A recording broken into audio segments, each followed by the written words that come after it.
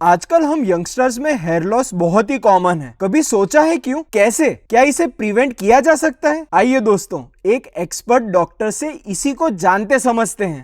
पहले तो ज्यादातर 45 के बाद गंजापन दिखता था, लेकिन आजकल 20 साल और 20 साल से पहले काफी कॉमन हो गया है।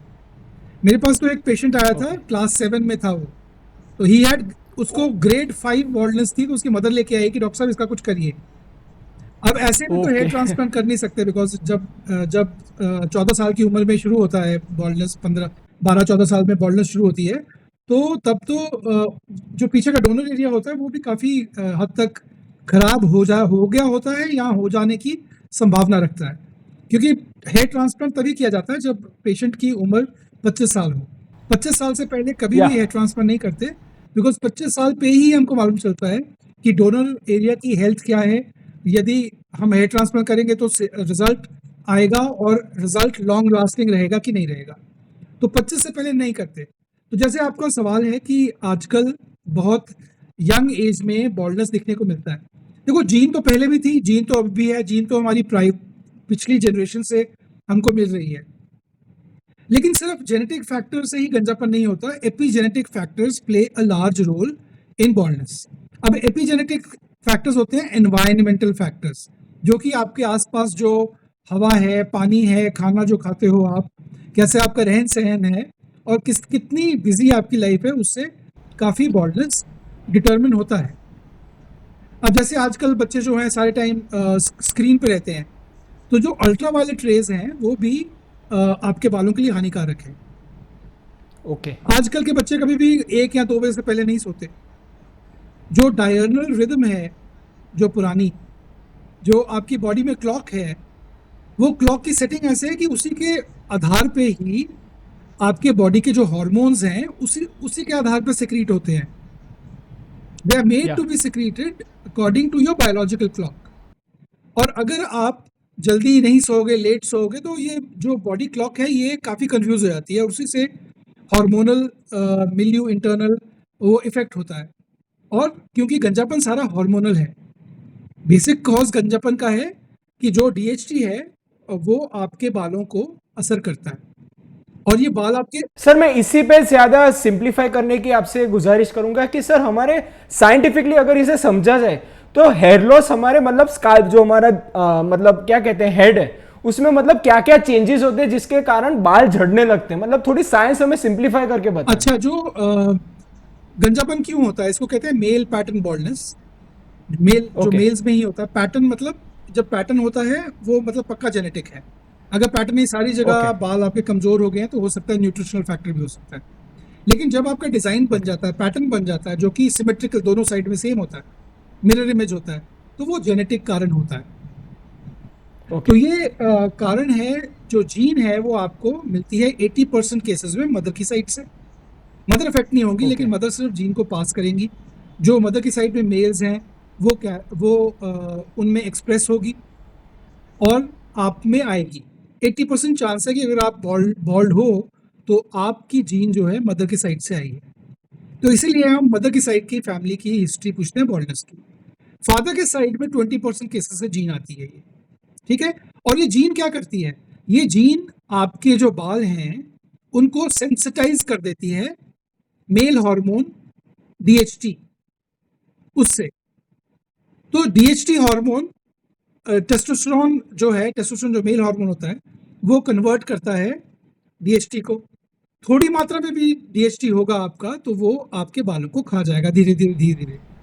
अब ये ओके। कब खाएगा ओके। आपके बालों को? वो आपकी जीन में इनकोडिंग हुई होती है कि 35 साल पे होगा, 45 साल पे होगा, या 55 ईयर्स पे होगा। पर ये जेनेटिक फैक्टर्स जो हैं, इनको एनवायरमेंटल फैक्टर्स, जो कि आपकी आबो हवा, आपका रहन सहन, खाना पीना, वो भी असर करते हैं। तो अगर आपका पहले जो बॉल्डनेस हो जाता है, सपोज 25 पे या 20 पे, उसका मतलब आपका रहन सहन ठीक नहीं है। खाना चाहे आप बहुत महंगा खाते होगे, बहुत अच्छी गाड़ियों में घूमते होगे, बड़े अच्छे घर में रहते होगे, लेकिन आपकी जो, जैसे भगवान ने बनाया है, you have to live life, वैसे आप जिंदगी व्यतीत नहीं कर रहे हो। आप घर का खाना नहीं खा रहे हो। ज़्यादातर खाना महंगा है लेकिन पौष्टिक नहीं है, उसमें प्रिजर्वेटिव्स बहुत ज़्यादा हैं। आप वे प्रोटीन बहुत ले रहे हो, जिमिंग ज़्यादा कर रहे हो। आप इतनी एक्सरसाइज कर रहे हो, एनारोबिक एक्सरसाइज इसको कहते हैं, जिसको नहीं करने की जरूरत होती है। आप ज्यादा टाइम कंप्यूटर पे लगा रहे हो, आप सन साइकिल को फॉलो नहीं कर रहे हो। आप सोते लेट हो और उठते हो जब आप 10 बजे होते हैं, जब सूरज पूरा ऊपर आया होता तब आप उठते हो। तो ये सारा आपका जो लाइफ स्टाइल है आज का, इससे आपकी बॉल्डनेस पहले के हिसाब से जल्दी प्रकट होनी शुरू हो गई है। सर एक बहुत ही बेहतरीन कहावत है कि जेनेटिक्स और एपिजेनेटिक्स, जो आपने अच्छे से समझा है, वो कहते हैं कि genetics loads the gun and epigenetics pulls the trigger. तो सर हेयर लॉस में यही अगर टर्म हम देखें तो आपने कहा कि हमारी मदर की साइड अगर बाल्डनेस हो तो हमें चांसेस बढ़ जाएंगे। तो सर ऐसे केस में मान लो कि मेरे मदर साइड बाल्डनेस ज्यादा है और मैं एट हाई रिस्क हूं, तो सर मैं क्या इसे प्रिवेंट कर सकता हूं या इसे डिले कर सकता हूं, और अगर कर सकता हूं तो क्या क्या मुझे करना पड़ेगा कि मुझे ऐसी बाल्डनेस ना हो? देखो, अगर आप में बॉल्डनेस जीन आ गया है तो वो तो निर्धारित है कि वो तो एक्सप्रेस होना ही है। अब वो कब होगा? Okay. अगर आपके नाना मामा को 35 साल की उम्र में हुआ है, आपको भी 35 साल पे ही होगा।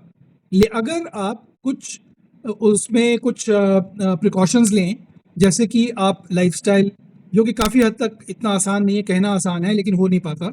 स्ट्रेस कम करो। सुबह से लेकर शाम तक हम भाग दौड़ में लगे रहते हैं। पहले कहाँ होता कि इतनी भाग दौड़ थोड़ी थी।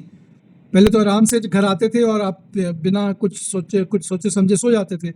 कोई टेंशन नहीं थी। आजकल तो टेंशन इतनी, आप अपना काम घर लेके आते हो और घर में भी वर्क फ्रॉम होम 24 घंटे आप फोन पे रहते हो या स्क्रीन पे रहते हो।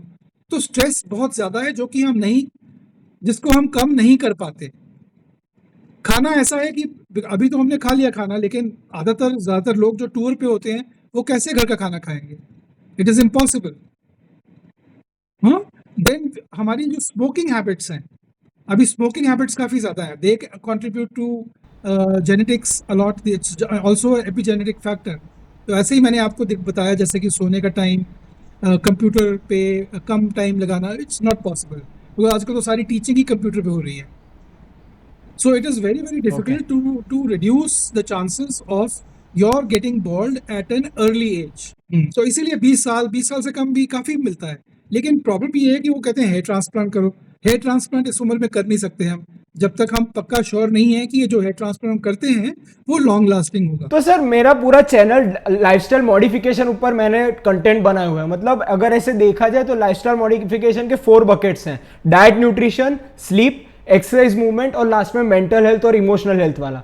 तो सर मैं from a hair loss perspective इन चारों बकेट का आपसे जानना चाहूंगा कि आपके हिसाब से इन 4 बकेट्स में हमें क्या क्या ध्यान रखना चाहिए ताकि हम लोग हेयर ट्रांसप्लांट या फिर हेयर लॉस को प्रिवेंट कर सके। तो सर सबसे पहले मैं आपको डाइट न्यूट्रिशन के स्टैंड पॉइंट से पूछूंगा, तो आपके हिसाब से हमें कौन सा डाइट खाना चाहिए और कौन से फूड अवॉइड करने चाहिए? अच्छा, अगर हम हेयर लॉस की बात करते हैं, सिर्फ hair loss, plain hair loss, not genetic hair loss, अगर आपको प्लेन हेयर लॉस की बात करते हो तो हमको प्रोटीन डाइट बहुत ज़रूरी है, reasonable amount of protein. Balanced diet, जो बैलेंस्ड डाइट की प्रोटीन है वो बहुत है हमारे लिए, ज़्यादा खाने की ज़रूरत नहीं है। ठीक है। जेनेटिक बॉल्डनेस में डाइट का इतना रोल नहीं है। डाइट का रोल है, लेकिन मैंने बताया आपको कि it should be homemade food, because preservatives नहीं होने चाहिए। तो हम अभी बात कर रहे हैं सिर्फ हेयर लॉस की, normal hair loss. Hair loss में आपको याद रखना है कि अगर आप प्रोटीन नॉर्मल मात्रा में आप लेते हो, सो इट इज फाइन, कोई प्रॉब्लम नहीं है। ठीक है। देन सेकेंडली, जिमिंग जब करते हो आप, the 2 things are there, creatine and whey protein, they sensitise the hair to fall off. ये देखा गया। आप तो कभी जिम में आप जाओगे, देखोगे कोई भी नए किसी से पूछोगे, जिम ओनर से, जो नए बच्चे आते हैं, 6 मंथ्स के अंदर काफी लोगों के बाल झड़ जाते हैं। Okay. So way has an effect on your hair, because everybody almost today carries the baldness gene, almost everybody. तो वो जिनमें एक्सप्रेस नहीं होना है वो एक्सप्रेस हो जाता है। सो डाइट में सिर्फ यही है कि प्रोटीन डाइट नॉर्मल होनी चाहिए। आयरन तो of course, iron should also be normal, iron content should be normal, folic acid should be normal. आजकल ये भी रिसर्च में देखने को मिला है कि B12 can cause some element of hair loss, या B12 deficiency, which is pretty common, ये काफी कॉमन है लोगों में। तो सर आपके हिसाब से विटामिन, मिनरल्स और हेयर लॉस का कितना ताल्लुक है? मतलब जैसे अगर हम विटामिन की बात करें तो बायोटीन वो बहुत ही कॉमनली लिंक्ड होती है हेयर लॉस से। तो आपके हिसाब से और कौन कौन से मिनरल्स है, कौन कौन से विटामिन है, हम लोग मैक्रोन्यूट्रिएंट्स की बात तो आपने कर ली कि प्रोटीन का, पर माइक्रोन्यूट्रिएंट के स्टैंड पॉइंट से भी आपसे मैं जानना कहते हैं जिंक और मैग्नीशियम, पर आई डोंट थिंक इतना कोई फर्क पड़ता है, बिकॉज नॉर्मल आहार में आपके जिंक और मैग्नीशियम की मात्रा नॉर्मल कवर हो होती जाता है। It is just, I will say it is an oversell of protein of vitamins. इतनी जरूरत नहीं होती, बिकॉज नॉर्मल अगर आप बैलेंस डाइट खा रहे हो और अगर आप नॉर्मल बाहर जाते हो, नॉर्मल धूप लगती है आपको, तो इतना घबराने की बात नहीं है. If you are a normal healthy adult, if you are having good food at home, normal food जो मतलब पौष्टिक आहार है, तो बाल नहीं झड़ेंगे. तो सर आपने अभी कहा कि ये सब कुछ जो जेनेटिक फैक्टर नहीं है उसे प्रिवेंट के लिए होता है, तो सर जेनेटिक मतलब अगर बहुत स्ट्रॉन्ग फैक्टर है तो उसे मतलब एक्सप्रेस होगा ही होगा, आप ऐसा कह रहे हो? मैं कह रहा हूँ कि Okay. एक तो हो गया nutritional hair loss. Nutritional Yeah, hair yeah. Loss का जेनेटिक बॉल्डनेस से कोई ज्यादा लेना देना नहीं है, unless they are Okay, both okay. Happening together. Okay these are two distinct entities. एक चीज नहीं है, ये अलग अलग स्थितियां हैं. जेनेटिक बॉल्डनेस अलग है. जेनेटिक बॉल्डनेस में अगर आप प्रोटीन इंटेक बढ़ा भी दोगे तो कोई ज्यादा फर्क नहीं पड़ेगा, अनलेस आपकी न्यूट्रिशनल ओके डेफिशिएंसी है, कोई खास फर्क नहीं पड़ेगा. सिर्फ उसमें ये ध्यान रखना है कि आपका जो खाना है उसमें प्रिजर्वेटिव्स ना हो. बॉटल ड्रिंक्स, कोक वगैरह बाहर का आपने नहीं लेना है, घर का खाना ज़्यादातर खाना है. और जैसे मैंने बताया आपको, वे प्रोटीन, क्रिएटिन नहीं लेना. अगर वे प्रोटीन क्रिएटिन आपने लेना ही है क्योंकि आप वेजिटेरियन और आप बॉडी बिल्डिंग करना चाहते हो, तो try and take plant protein. And the best plant protein to take when you have baldness है पी प्रोटीन. दोस्तों, ये वीडियो अगर आपको वैल्यूएबल लगा तो इसे लाइक कर अपने सारे दोस्तों से इसे शेयर कीजिएगा. इस चैनल को सब्सक्राइब तो आप कर ही लेंगे. चलिए मिलते हैं.